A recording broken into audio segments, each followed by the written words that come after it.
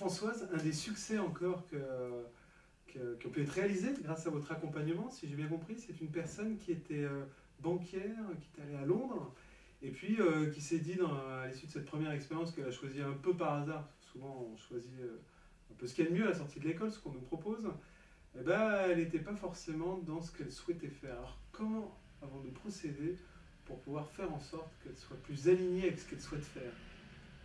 Alors, la première chose,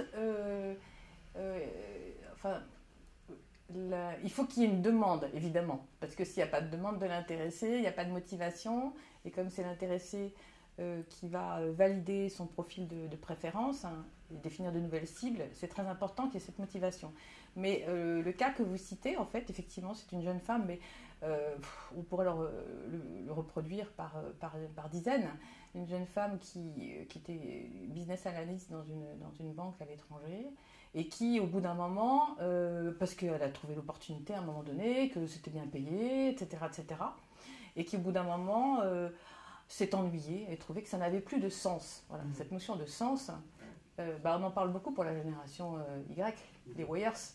Hein, enfin, je pense que ce n'est pas spécifique des Y, les X aussi avaient besoin de sens, mais c'est vrai que c'est très prégnant dans leur façon de s'exprimer sur leur lieu de travail.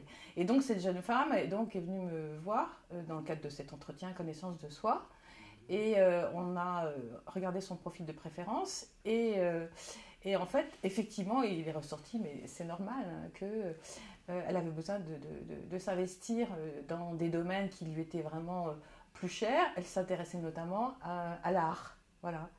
Donc, on a cherché ensemble des idées pour ne pas complètement changer du jour au lendemain, parce que c'est pas facile. Donc, elle a envisagé deux pistes. Une piste qui consistait à garder à peu près la même fonction, hein, donc dans contrôle de gestion, en finance, mais dans un secteur d'activité plus proche de ses aspirations, en l'occurrence le conseil RH, parce que ça faisait partie aussi des aspirations d'accompagner les gens, les faire grandir, etc. Et puis on envisageait une deuxième solution qui était changer disons, un métier connexe, plus tout à fait le même, mais dans un secteur qui lui plaisait vraiment beaucoup. C'est monter des partenariats financiers entre une société d'édition dans laquelle elle avait un contact d'ailleurs, et des musées avec qui elle était en relation en raison de son hobby personnel. Voilà. Donc voilà comment on a, à partir de son profil de préférence, essayé de trouver quelque chose qui pouvait rencontrer ses aspirations et ses préférences. Voilà. Ah bah excellent, elle fait quoi maintenant d'ailleurs? Mais j'ai pas de nouvelles. Ah bah quelle tristesse, bah, si elle se reconnaît, ce serait bien qu'elle nous en donne alors. Bah En tout cas, oui. merci Françoise.